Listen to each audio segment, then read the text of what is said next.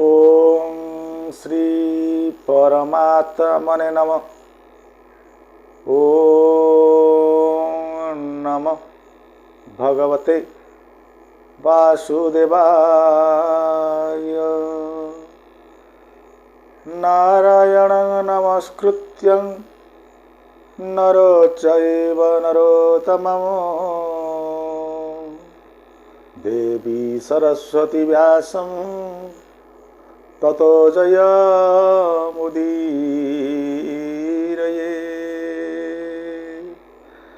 मूकं करोति वाचालं पङ्गुलङ्घयते गिरिं यत्कृपातमहं वन्दे परमानन्दमाधवम्।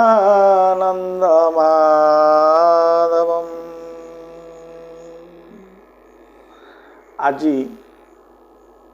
श्रीमद् भागवत कथारे आमे चंद्रवंश उपरे आलोचना करिबा।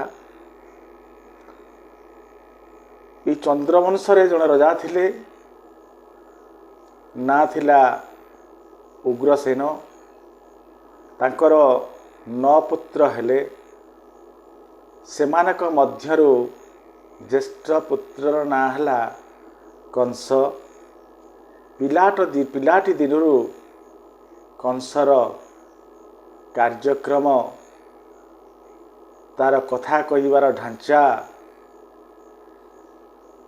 सबुथिरे किछि ना किछि भूल परिलक्षित होइछि। पिलाटी दिनरू जना पड़िछि जे आगकू कंस निश्चित भाव में दुष्ट होई आविर्भाव हेबो बोली जना पड़ जाइछि। ता बाल्यावस्थारू राजा उग्रसेन सेतिपाई दुखित थांती। बहुत चेष्टा करिचंती सजाड़ीबा पाई एभली एक कुलंगार पुओ को। शेषरे समस्त चेष्टा विफल हेची उग्रसेनकर। एवं जेतो टिके बयस हो जाइछि काहाकू कंस को,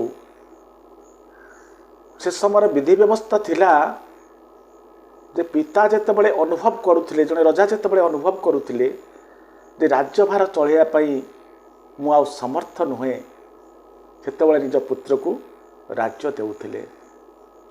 किंतु कंस जेतेबेले जानिबार हला, सी मने मने चिंता कला ये बुढ़ा केतेबेले राज्य छाड़िबो, मु राजा हेबी। ये तो कौन छाड़बार ना नौ ना। बापा को भावुची मने मने। सांगे सांगे कौन कला, बल प्रयोग करी बापा उग्रसेन को नहीं रखिदेला कौटी कारागार रे, एवं निजे आत्मघोषित राजा होइगला। समस्ते ये कथा को सेतबेले विरोध करने को प्रचेष्टा कले। प्रचेष्टा कहीं करनाहांती, मने मने समस्ते व्यथित हेले। किंतु कंसर ये जो रागी पणिया, कंसर ये जो कुशासन, ता आगरे मुह खोलिबा को कहीं साहस करनाहांती। यहाँ पर राजा होइगला कंस। कंस शासन करने को लगिला। किंतु कंस अनुभव कला जे प्रजा मानक भितरे मोर जो कार्यक्रम मु कली, पिता को आनी रखिदेली कौटी जो बंदी घरे, ताकू नहीं फुसुर फासर होउचंती। परस्पर भितर कथा चली जे कंस एमती करबा उचित होई नाही। कंस बहुत चालाक थिला। से चिंता कला यदि ए कथा को ये चापी नथिया जाए ताले आगो को यह प्रजा मेरीर रूप नहीं पारे। तेणु कंस कौन कला ना, तार गोटे भौणी थिले, दादा झील भौणी, ना हेउची देवकी। चिंता कला जे मो बापा को सिना रखिदे कौटी बंदी घरे, लोक मैंने से मो पर रागिचंती, मो विषय कहउचंती। मो दादा झील भौणी हेले किए देवकी। देवकी विवाहर को जदि मो बहुत आडंबर पूर्ण करदेली, ताले जो लोक मैंने आज मो विषय चर्चा करुचंती, खराब कथबार्ता करुचंती, से लोक मैंने काली मते सलाम करेंगे। यही उद्देश्य नहीं कंस कौन करिचंती, निजर मित्र वसुदेव सहित ଦେବକୀଙ୍କର ବିବାହ ସ୍ଥିର କରିଦେଇଛନ୍ତି ଏବଂ ବିବାହରେ ବହୁତ ସଜାସଜି କରିଛନ୍ତି, ବହୁତ ଖର୍ଚ୍ଚ କରିଛନ୍ତି, ସବୁଆଡ଼େ ସଜ୍ଜିତ ହୋଇଛି। ବହୁତ ମାନେ ଖର୍ଚ୍ଚର ତୁଳନା କରିହେବ ନାହିଁ। ଯିଏ ଯାହା ମାଗିଛି ତାକୁ ସେ ଦେଇଛନ୍ତି। ସମସ୍ତଙ୍କ ମନକୁ ସନ୍ତୁଷ୍ଟ କରିବାର ଚେଷ୍ଟା କରିଛନ୍ତି, ସବୁ କରିଛନ୍ତି। ଏବଂ ଯେତେବେଳେ ବିଦାୟ ସମୟ ଆସିଯାଇଛି, ଦେବକୀଙ୍କୁ ନେଇକି ଯିବା ପାଇଁ ରଥରେ ସାରଥି ବସି ସାରିଛନ୍ତି। କଂସ ଭେଳିକି କରି କ'ଣ କହିଛନ୍ତି ଯେ ଲୋକମାନଙ୍କୁ ପ୍ରଭାବିତ କରିବା ପାଇଁ କହିଛନ୍ତି, ସାରଥି ମୋ ଭଉଣୀକୁ ତା ଶାଶୁ ଘରକୁ ମୁଁ ନେଇଯିବି ଛାଡ଼ିବାକୁ, ଏଠି ସାରଥିର କୌଣସି ଆବଶ୍ୟକତା ନାହିଁ। ଏହା କହି ରଥରେ ନିଜେ ଚଢ଼ିଛନ୍ତି ଏବଂ ରଥ ବାହିବା ଆରମ୍ଭ କରିଛନ୍ତି। ଏ ଢଙ୍ଗକୁ କେହି ନ ଜାଣିଲେ ତ ଦେବଗଣ ଜାଣିଛନ୍ତି। ସମସ୍ତେ ଜାଣିଛନ୍ତି ଯେ କଂସ ଏସବୁ କରୁଛି ଲୋକମତକୁ ନିଜ ଆଡ଼କୁ ଟାଣିବା ପାଇଁ। ଭଗବାନଙ୍କ ଲୀଳା। ଦେବଗଣ ଚିନ୍ତା କଲେ, ନା ଏତେ ଲୋକ ଅଛନ୍ତି, ଏମାନଙ୍କ ସାମ୍ନାରେ ଏ ଯେଉଁ କଂସର ଅନ୍ତର୍ମନରେ ଯାହା କଥାବାର୍ତ୍ତା ଚାଲିଛି, ତାର ପ୍ରକୃତ ଉଦ୍ଦେଶ୍ୟ ଯାହା, ତା ଲୋକମାନଙ୍କ ସାମ୍ନାକୁ ଆସିବା ଦରକାର। ସେଇଥିପାଇଁ ମଝି ରାସ୍ତାରେ ଆକାଶବାଣୀ ହେଲା, ହେ ମୂର୍ଖ କଂସ, ଯେଉଁ ଭଉଣୀକୁ ଏତେ ପ୍ରେମରେ ନେଇ ଯାଉଛୁ, ଏତେ ଖର୍ଚ୍ଚ କରି ବାହା କରିଛୁ, ସେଇ ଭଉଣୀର ଅଷ୍ଟମ ସନ୍ତାନ ତୋର କାଳ ହେବ, ତୋ ମୃତ୍ୟୁର କାରଣ ହେବ। ଥରେ ଶୁଣି କଂସ କ୍ରୋଧିତ ହେଲା, କିଛି କହିଲା ନାହିଁ। ତାପରେ ଯେତେବେଳେ ପୁନର୍ବାର ଶବ୍ଦ କାନକୁ ଆସିଲା, ସେତେବେଳେ ସିଏ ଭାବିଲା ଯେ ଏ ଦେବକୀର ଅଷ୍ଟମ ଗର୍ଭର ସନ୍ତାନ ମୋର କାଳ ହେବ, ମୋର ମୃତ୍ୟୁର କାରଣ ହେବ। ଜନ ସମୁଦାୟ ନେଇଛନ୍ତି, ସମସ୍ତେ ଦେଖୁଛନ୍ତି କ'ଣ ଘଟିବାକୁ ଯାଉଛି। ସେ ଚିନ୍ତା କଲା ଯେ ମୂଳ ମାଇଲେ ଜୀବସରି ଦେବଙ୍କ ସଙ୍ଗେ କିମ୍ପା କଳି। ମୁଁ ଯଦି ଦେବକୀକୁ ମାରିଦିଏ, ନା ଦେବକୀ ଥିବ, ନା ତେ ପୁତ୍ର ଜନ୍ମ କରିବ, ନା ମୁଁ ମୃତ ହେବି। ଏଇଆ ଭାବି ଦେବକୀଙ୍କର କେଶକୁ ଆକର୍ଷଣ କରି ଟାଣି ଆଣିଲା। ସବୁ ଲୋକ ଦେଖୁଛନ୍ତି, ସମସ୍ତେ ଜାଣିଗଲେ କଂସର କେଉଁ ପ୍ରକାର କାର୍ଯ୍ୟକ୍ରମ।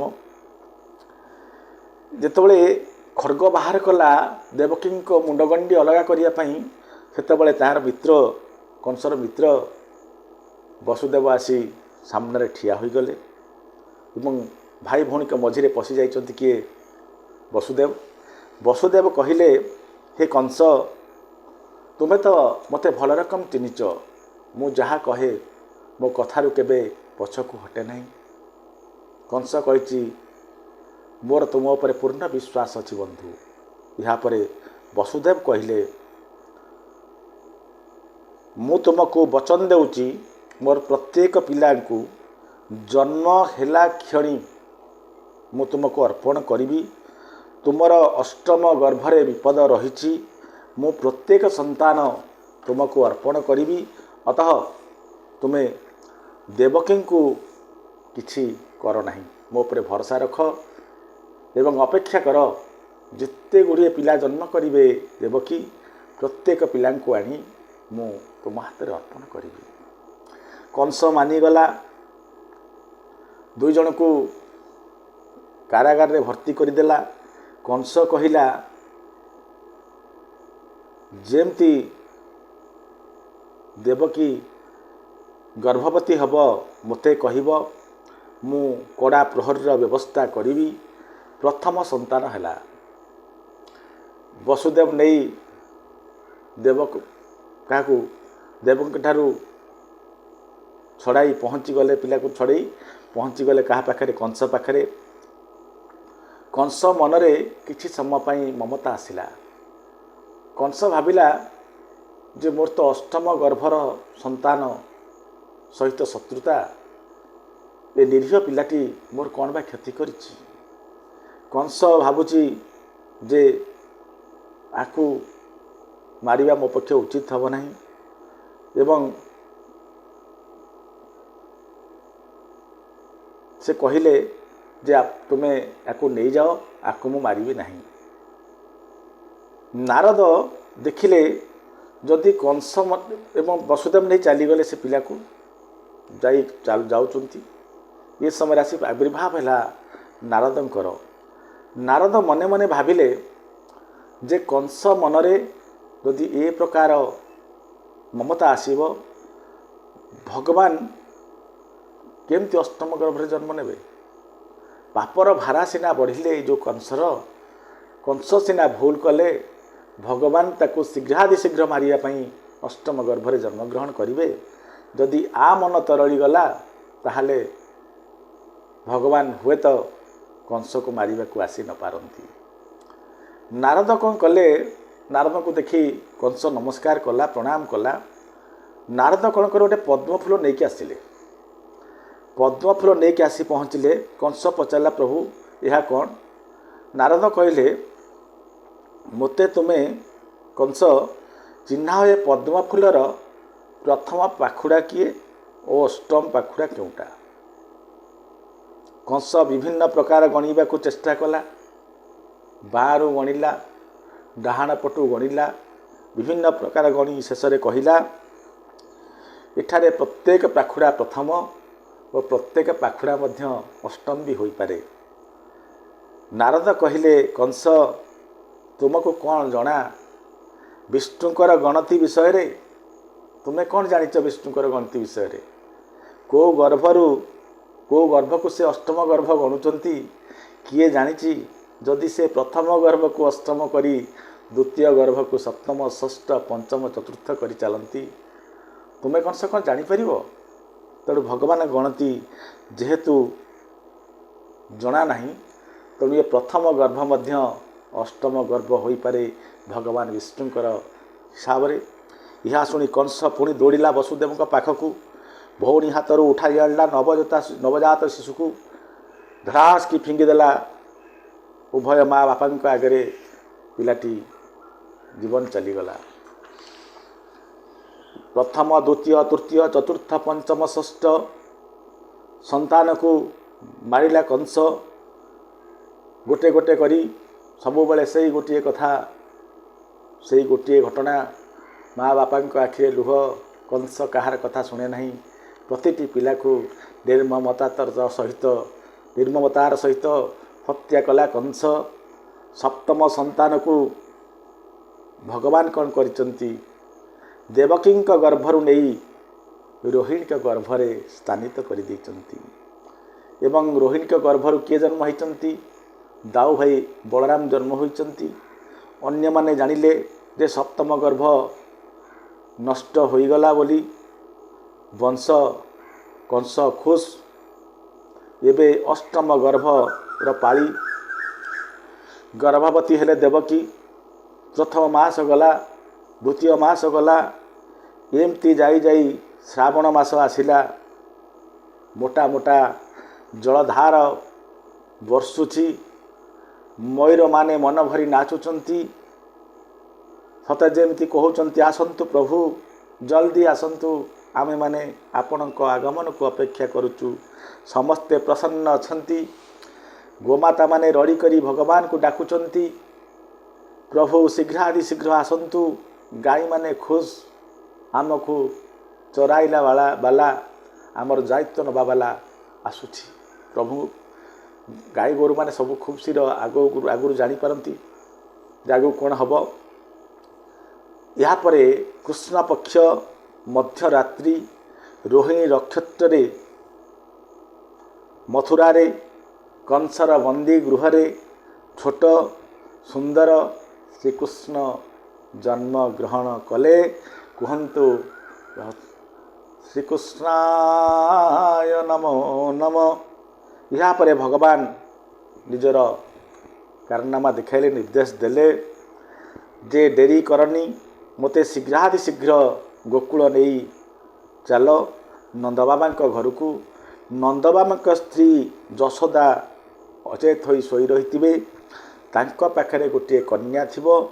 से कन्या को आनिब मोते सेठारे छाड़ी दे आसीबो। प्रभुंकर दर्शन पाइचंती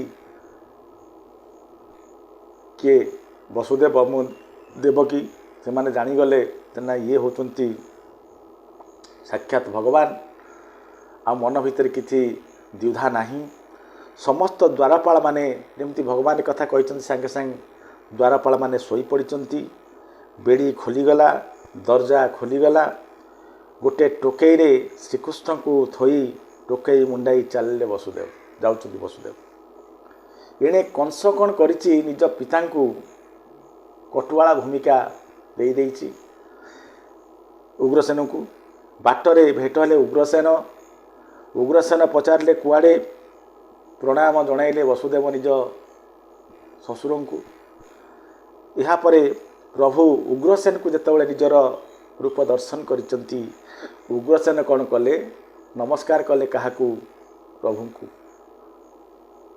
नवजात शिशु भगवान श्रीकृष्ण को नमस्कार कले उग्रसेन से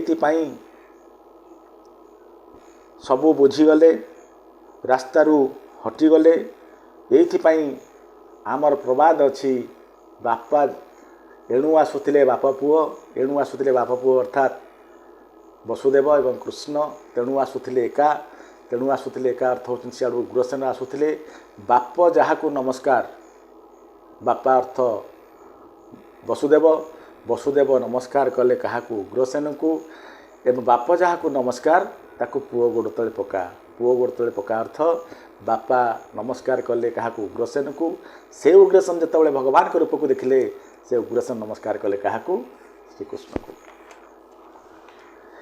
यापर ये वर्षारे जिते भगवान को जाई बाहरी वसुदेव सप्तफेणी नाग छिड़ा हो प्रभु को ये वर्षा दाउरू रक्षा कले यापर जमुना नदी कूल जा पहुँच जाइंट किए वसुदेव जमुना नदी उछुली ढेउ कहले न सरे जमुना नदीर उछुला जल भगवान को डाकी प्रवेश करिसंती वसुदेव धरिचंती प्रभु को जमुना नदी जो प्रभु को मुंडे किए ये जो वसुदेव टोकई रे जमुना नदी मन आज उच्छन्न जमुना नदी आज बोल मानिबा को राजी नुह जमुना नदीर आनंद कहले न सरे नदी रे वसुदेव भारी व्यस्त जे जमुना नदी हठात उछुलुची कहीं पिलाटी धरिची केमिति मु पारी हेबी हेले जमुना नदी पूरा जुआरिया जमुना नदी चाहूँची जेमिति हो एते दिन थरे सुजोग पाई माने मो प्रभुंकर जो गोड़ बाहरी टोकई जो गोड़ बाहरी से चरण को स्पर्श कर उद्देश्य हूँ जमुना नदीर प्रभुंकर चरण स्पर्श करने को वसुदेव भावुंट जमुना नदी कहीं जुआरिया हो जमुना नदीर आनंद कहले न सरे जहाँ भी हो मु अनेक चेष्टा करी मो प्रभु को गोड़ को छुईबी जमुना नदीर उद्देश्य एठी वसुदेव भावुंट जमुना नदी आज कथा मानुना जिते एतकी पानी होती आउ किस समय पर नाक बुड़ब सेतबले प्रभु कहते पाटी जाए बल है तोते ही तु ही रक्षा कर मुहित निमित्त मात्र तोते रक्षा करने को मुझे तोते तू रक्षा कर भगवान यापर क्षणिक जमुना नदी उठी प्रभुंकर पाद को स्पर्श करी सांगे सांगे रास्ता छाड़ी देती वसुदेव को वसुदेव नंद बापा घर को जाइंट कृष्ण को छाड़ी दे आसी एवं से कन्याटी को ले आसी चली आसी यापर रोहिणी माता इत्यादि देखी यशोदा पाखरे लाला शोची नंद बाबा पाखक जाई समस्ते कहते नंद बाबा को जे तुम घर को गाई चरैवा को आउ जड़े माखन चोरी करने को छोट प्यारा लाला जन्म हो सारी नंद बाबा एबे खबर करिसंती ये खबर चारिआडे व्यापी जाइछि आनंद कहले न सरे आज नंद भवन रे चारिआड उत्सव मुखर आज समस्त उत्सव मुखर होई नृत्य गीत वाद्य सबू आरंभ हो जाइछि वृद्ध काले पिला पिला वृद्ध काल पिलाटी जन्म हवा कौन छोटिया कथा होइछि समस्तिकर आनंद कहले न सरे समस्ते खुशी ସମସ୍ତେ ଆନନ୍ଦ, ସମସ୍ତଙ୍କ ମନ ଭିତରେ ଏତେ ଯେ ଆନନ୍ଦ କହିଲେ ନ ସରେ। ଏହାପରେ କଂସଙ୍କ ପାଖକୁ ସେ ଯେଉଁ କନ୍ୟାକୁ ନେଇଛନ୍ତି, ସେ କନ୍ୟାକୁ ନେଲା ପରେ କଂସ ଯେତେବେଳେ ମାରିବାକୁ ବସିଛନ୍ତି ତାଙ୍କୁ ହାତରୁ ଖସି ଯାଇଛନ୍ତି ଏବଂ ସେ କହିଛନ୍ତି ଯେ ରେ ମୂର୍ଖ କଂସ, ତୋର ଶତ୍ରୁ ଜନ୍ମ ହୋଇସାରିଛି ଏବଂ ସେ ସୁରକ୍ଷିତ ଜାଗାରେ ପହଞ୍ଚି ସାରିଛି, ଅପେକ୍ଷା କର ସମୟକୁ। ଏହା କହି ସେ ଯେତେବେଳେ ଚାଲି ଯାଇଛନ୍ତି, କଂସ ସେତେବେଳେ ଜାଣିଛି ନିଶ୍ଚିତ ଭାବରେ ମୋର ମୃତ୍ୟୁର ସମୟ ଆଗତ ହୋଇଗଲା ଏବଂ ତଲାସ କରିବାକୁ ଲାଗିଛି କେଉଁଠି ମୁଁ ମୋର ଶତ୍ରୁକୁ ପାଇବି। ଏ କନ୍ୟା ଯାହା କହିଗଲା ଯେ ମୋ ଶତ୍ରୁ ଜନ୍ମ ହୋଇଛି ମାନେ ନିଶ୍ଚିତ ଜନ୍ମ ହୋଇଥିବ, ତେଣୁ ମୋତେ ଖୋଜି ବାହାର କରିବାକୁ ପଡ଼ିବ ମୋ ଶତ୍ରୁ କେଉଁଠି ଅଛି। ସେଇଥିପାଇଁ ଆଜିଠାରୁ ନିଦ ହଜିବା ଆରମ୍ଭ ହୋଇଛି କଂସର। କଂସ ଖୋଜାଖୋଜି କରିବା ଆରମ୍ଭ କରିଛି ଏବଂ ଏହାପରେ ଯାହା ଘଟିଛି ଆମେ ଆଗାମୀ ଭିଡ଼ିଓରେ ପୁଣି ଥରେ ଆଲୋଚନା କରିବା। ସେ ଆଜି କୃଷ୍ଣଙ୍କର ଜନ୍ମ ହୋଇଛି। କୃଷ୍ଣ ଜନ୍ମ ବହୁତ ବଢ଼ିଆ ଜିନିଷ, ପ୍ରଭୁଙ୍କର ଆଗମନ ହୋଇଛି ଆଜି। ଆମେ ଆଗାମୀ ଭିଡ଼ିଓରେ ପୁଣି ଥରେ ଆଗକୁ ଯାହା ଘଟଣାକ୍ରମ ଘଟିଛି ସେ ବିଷୟରେ ଆଲୋଚନା କରିବା।